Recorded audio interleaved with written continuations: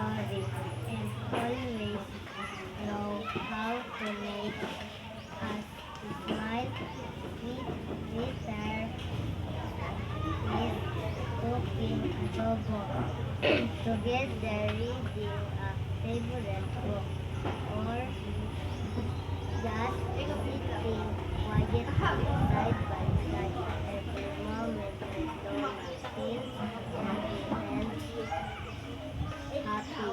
Her love is like a soft blanket, comforting, kind, and always there when we need it. Loving a grandmother means cherishing all the little things she taught from her silly jokes to her gentle advice. Lola, Lola makes life brighter.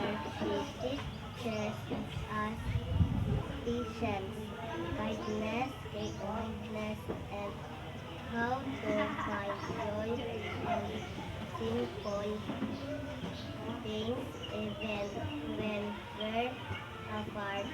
Her love stays with us like a sweet song we can have anytime.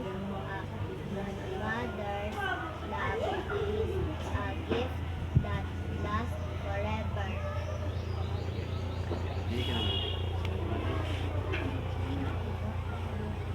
People power, heart warming, warmest greeting, stories to tell, know how to cooking the best, cozy place, grandmother's love, happy, go lucky, thick blanket, comforting word, cherishing moment, simple happiness.